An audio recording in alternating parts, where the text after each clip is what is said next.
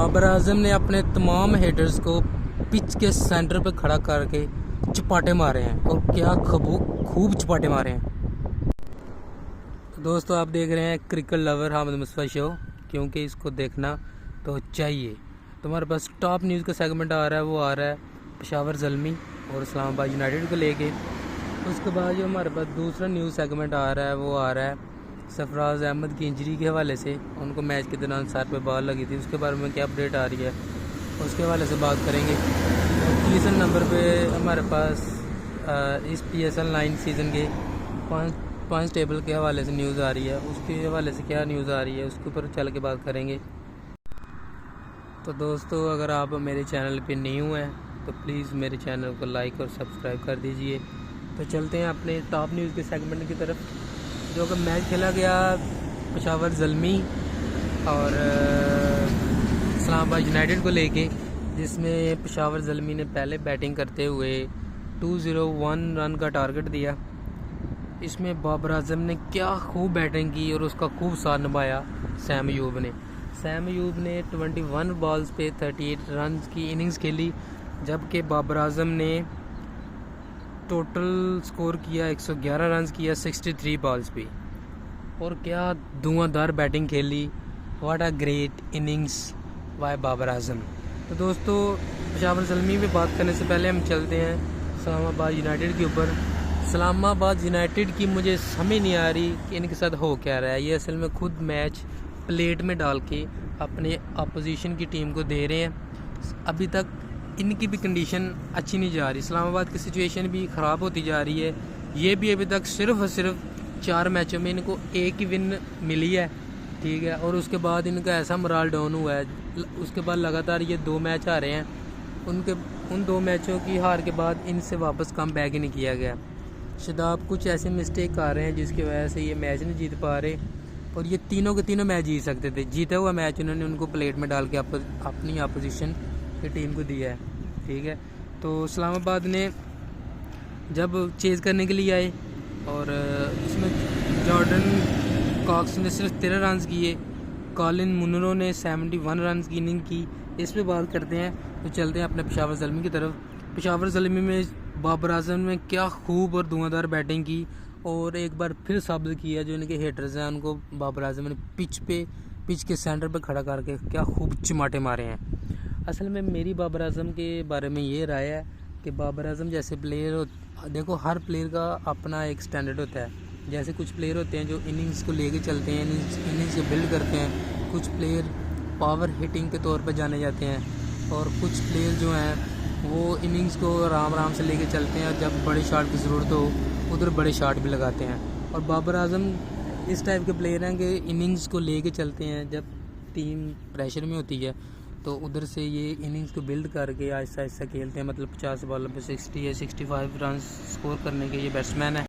तो बाबर आजम के ख़िलाफ़ कंपेन चलाई जा रही थी, इसको मेंटली तौर पर डिस्ट्रॉय किया जा रहा था कि स्कोर करे या ना करे, बस इसको किसी तरह मेंटली टार्चर करना है ताकि इसको टीम से बाहर करेंगे इस तरह से।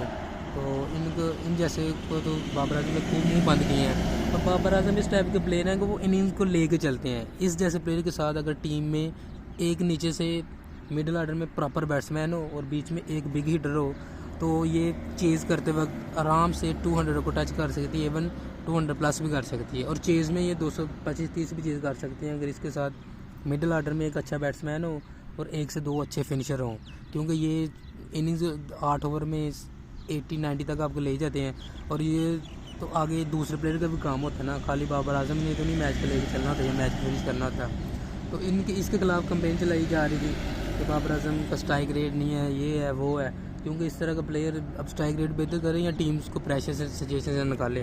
बहरहाल इन्होंने ऐसे जो कंपेन चला रहे थे उनके मुंह पे सही चपाटे मारे हैं और मुझे बहुत मज़ा आया। एक दफ़ा फिर से उसने अपने हेटर्स के मुंह बंद किए हैं और ख़ुद को एक दफ़ा फिर साबित किया है। उसके बाद बाबर आजम ने टोटल स्कोर किया 111, जिसमें सिर्फ और सिर्फ 63 बॉल्स फेस की, जिसमें 14 चौके थे और 2 छक्के थे। स्ट्राइक रेट 176 का। क्या खूब इनिंग खेली बाबर आजम ने एक दफ़ा फिर से। और उसके साथ आसिफ अली ने पार्टनरशिप की थोड़ी सी, 9 बॉल्स पे 70 रन की। और पहले बाबर आजम के साथ 38 रन की इनिंग खेली 21 बॉल पे। सैम अयूब ने। और क्या खूब उभरता हुआ स्टार है सैम अयूब इसके साथ, क्योंकि ये दोस्तों आपको बैटिंग के साथ साथ ये बॉलिंग भी करके देता है। 3 ओवर किए सैम अयूब ने, जिसमें सिर्फ और सिर्फ 24 रन किए और 2 विकेट ली। और जब आपने टारगेट दिया हो 201 का, और इस तरह स्पिन बॉलिंग एक बंदा बॉलिंग परफॉर्म करे जिसमें 3 ओवर में सिर्फ और सिर्फ 24 रन दिए और 2 विकेट ली, और इसमें उस बंदे इस्लामाबाद यूनाइटेड ने चेज़ करते वक्त कॉलिन मुनरो ने क्या खूब बैटिंग की, जिसमें सिर्फ और सिर्फ उसने 71 रन की इनिंग्स खेली 53 बॉल्स पे, जिसमें 7 चौके थे और सिर्फ 1 छक्का था और 133 का स्ट्राइक रेट। और दोस्तों कॉलिन मुनरो असल में ऐसा प्लेयर है कि ये 20 बॉल्स पे 55 53 रन स्कोर करने के अहल रखते हैं, लेकिन बीच में भी ये कहीं स्लो हुए से भी साबित होता है कि जो है ना कुछ गड़बड़ हुई इनकी बैटिंग के साथ, जो वरना ये इतना स्लो खेलते नहीं हैं। और उसके बाद शादाब खान 6 रन पे आउट हो गए और आगा सलमान भी 14 रन पे आउट हो गए 8 बॉल खेलते हुए। गलत शॉट खेला जो कि सैम अयूब बिल्कुल वाइड बॉल थी और बिल्कुल ये लेग स्टंप पे चले गए हुए थे, इसने बल्ले को उससे टच किया और जानबूझ के विकेट जो है खुद प्लेट में डाल के दी सैम अयूब किसने। उसके बाद दोस्त आज़म खान ने एक बार फिर खुद को साबित किया, 75 रन की इनिंग्स खेली सिर्फ और सिर्फ 30 बॉल्स पे, जिसमें 6 चौके और 6 छक्के थे, स्ट्राइक रेट 250। इसने भी एक दफ़ा खुद को मनवाया और क्या खूबसूरत बैटिंग की और बिल्कुल ज़ल्मी को एक दफ़ा से बिल्कुल तोड़ना शुरू कर दिया, उनकी बॉलिंग को बिल्कुल क्लूलेस कर दिया। लेकिन जैसे ही आउट हुए उसके बाद मुझे इनकी ये समझ नहीं आई कि 13 बॉल्स पे 23 रन चाहिए था सैम अयूब के ये आज़म खान के आउट होते सारी 2 ओवर्स में इस्लामाबाद यूनाइटेड ने अपनी 7 विकेटें गंवाई और 23 रन चेज़ नहीं कर सके, जबकि बाबर आजम ने अपनी लास्ट इनिंग्स की ओवर के अख्ताम पे 30 बॉलों पे आसिफ अली और बाबर आजम ने 76 रन की पार्टनरशिप लगाई सिर्फ और सिर्फ 30 बॉलों पे। और इस्लामाबाद यूनाइटेड को 27 बॉल्स पे 57 स्कोर चाहिए था, जो कि ये भी चेज़ नहीं कर सके। और इनको लास्ट में सिर्फ और सिर्फ 13 बॉल्स पे 23 रन रिक्वायर्ड थे, जिसमें ये भी पूरा नहीं कर सके, जिसमें आज़म खान के आउट होते सारी अमाद वसीम, उसके बाद हैदर अली, नसीम शाह, अबैद शाह, ये 4 बैट्समैन आए और इन चारों में ये टारगेट अबूर न कर सके, जो कि 13 बॉल्स पे 23 रन ईज़िली हो सकता था, जो कि इनसे नहीं हो सका। इससे यही साबित हुआ कि इनके कैप्टनसी में या कुछ ना कुछ ऐसी चीज़ चल रही है जो चीज़ को साबित करती है कि ये मैच जीत सकते थे ईज़िली। इन्होंने खुद अपनी अपोजिशन टीम पेशावर ज़ल्मी को प्लेट में डाल के ये मैच दिया और वो ईज़िली ये मैच जीत गए। असल में पेशावर इस्लामाबाद यूनाइटेड 4 मैच में से 1 मैच जीता है, जिसमें से ये जो 3 मैच आ रहा है वो भी ये जीता हुआ मैच आ रहा है। इसी तरह की छोटी छोटी गलतियाँ की हैं जिसकी वजह से ये मैच हारते गए हैं। और इसमें बाबर आजम को फुली क्रेडिट देना चाहिए, जो कि सेकंड लास्ट ओवर वही टर्निंग पॉइंट था, वो उसने बड़ी अक्लमंदी का मुजाहरा किया। अगर सलमान अरशाद को ओवर देता बाबर आजम तो ये मैच बाबर आजम लोग हार भी सकते थे। आरफ यकूब को ओवर दिया और उसने क्या ही खूबसूरत बॉलिंग की, जो कि 1 ओवर में 4 विकेट्स ली, जिसकी वजह से इस्लामाबाद यूनाइटेड ये मैच हार गई। और उसके बाद इसको जो है ना बिल्कुल ही कुछ समझ नहीं आनी थी इस्लामाबाद यूनाइटेड को, इन्होंने अपने 2 लास्ट ओवर में 7 विकेटें दी। और दोस्तों आरफ यकूब ने PSL में हिस्ट्री क्रिएट कर दी है। ये अभी तक 9 सीज़न PSL में अभी तक किसी बॉलर ने ऐसा नहीं किया। ये हिस्ट्री में पहली दफ़ा हुआ है PSL में कि अपने 1 ओवर में 4 विकेटें, और वो भी प्रेशर सिचुएशन में सेकंड लास्ट ओवर में एज अ स्पिनर, और आगे बैट्समैन भी हैदर अली टाइप, अमाद वसीम टाइप, जो कि इतना स्कोर सुकून से कर सकते हैं। और ये भी इन्होंने हिस्ट्री क्रिएट की है, अपने सेकंड लास्ट ओवर में 4 विकेटें। PSL के 9 सीज़न में पहली दफ़ा ऐसा हुआ है कि 1 ओवर में 4 विकेटें ली हैं और पेशावर ज़ल्मी को कामयाबी दिलाई है। और ये भी उभरता हुआ स्टार है, क्या खूबसूरत प्लेयर है, ठीक है, जिसने 1 ओवर में 4 विकेटें ली हैं और हिस्ट्री क्रिएट कर दी एक दफ़ा फिर से खुद को मनाया है आरफ यकूब ने। तो दोस्तों ये भी एक नया टैलेंट है, पाकिस्तान में आने वाले दिनों में या फ्यूचर में अच्छा टैलेंट है। और इस तरह जो है ना इस्लामाबाद यूनाइटेड अपना मैच हार गया और पेशावर ज़ल्मी 201 रन का टारगेट दिया, जो कि उनको पूरा अबूर ना करने दिया पेशावर ज़ल्मी ने इस्लामाबाद यूनाइटेड को। और वैसे कुछ कैंपेन चलाई जाती है कि बाबर आजम कैप्टन अच्छा नहीं है, ये नहीं है, वो नहीं है। तो आज के मैच में कोई बात नहीं कर रहा बाबर आजम की कैप्टनसी को लेके, क्योंकि T20 में अभी T20 एक ऐसा फॉर्मेट है जिसमें रिस्क लेना पड़ता है, और वो बाबर आजम रिस्क लिया और इंटरनेशनल में भी सर रिस्क लेते थे। अनफॉर्चुनेटली प्लेयर से डिलीवर नहीं होता था, जिसकी वजह से जानबूझ के सारी तनकीद बाबर आजम में आ जाती थी। कल के मैच में भी तो बाबर आजम ही कैप्टन था ना, उसने आरवी को ओवर दिए, उसने 4 विकेटें ली, हिस्ट्री बनाई। अगर खुदा न खास्ता उधर आरवी को स्कोर पड़ जाता है, क्योंकि क्रिकेट है 13 बॉल पे 23 रन सुकून से हो जाता है आजकल। T20 में तो 18 बॉल पे याद है हारिस रऊफ को 52 चाहिए था तो चेज करवा दिया था जब कोहली ने छक्के मारे थे हारिस रऊफ को, आप सबको याद तो होंगे ही।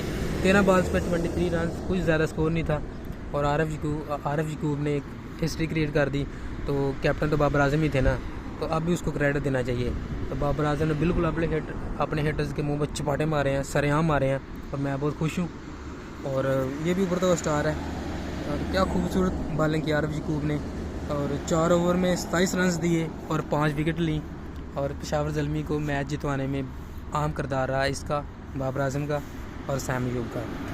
तो दोस्तों अब देखना पड़ेगा कि इस्लामाबाद यूनाइटेड किस तरह कम बैक करेगी, क्योंकि इसकी कंडीशन भी बिल्कुल लाहौर की जैसी है। लाहौर 5 में से 0 आ रहा है, ये 4 में से 1 मैच आ रहा है। अगर अगला मैच भी हार गया इस्लामाबाद यूनाइटेड और उधर से आज लाहौर कलंदर अपना एक मैच जीत गया तो ये दोनों बराबर हो जाएंगे, ठीक है।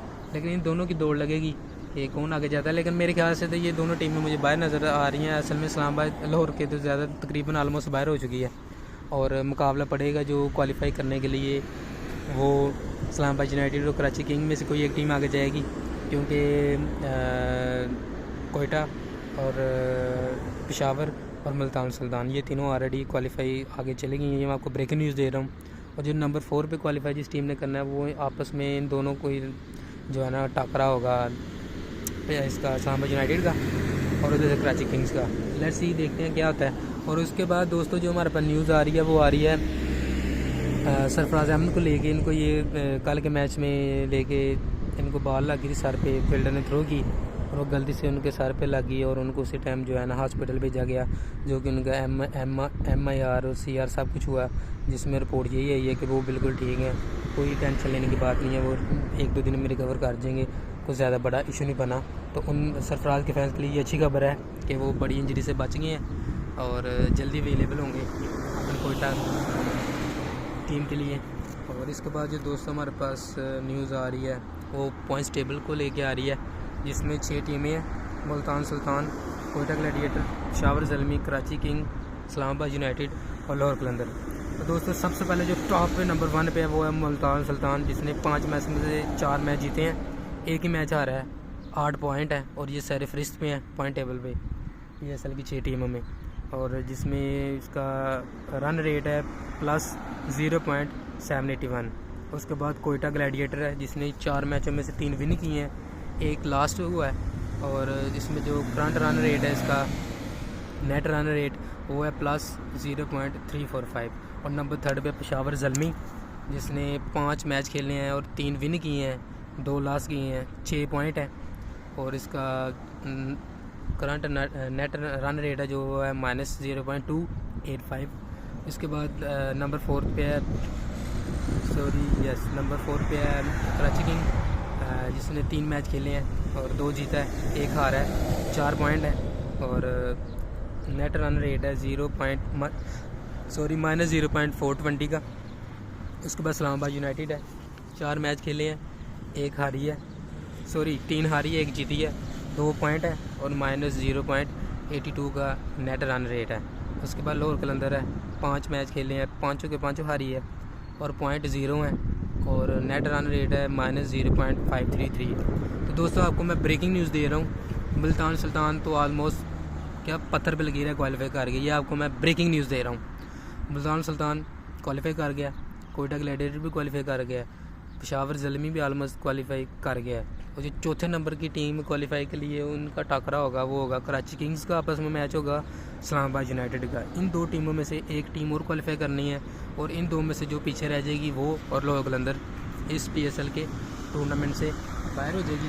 और ये मैं आपको न्यूज़ दे रहा हूँ, ब्रेकिंग न्यूज़ दे रहा हूँ कि मुल्तान सुल्तान, कोयटा ग्लैडिएटर और पेशावर ज़ल्मी ये क्वालिफाई कर गई हैं और कराची किंग्स और इस्लामाबाद यूनाइटेड इन 2 में से किसी एक का मुकाबला होगा आगे जाने के लिए। और जो हारी वो और लाहौर कलंदर ये दोनों टीम से PSL से बाहर हो जाएंगे। तो दोस्तों अगर आपको मेरी वीडियो पसंद आई और मेरे चैनल पर न्यू है तो मेरे चैनल को प्लीज़ लाइक और सब्सक्राइब कर दीजिए।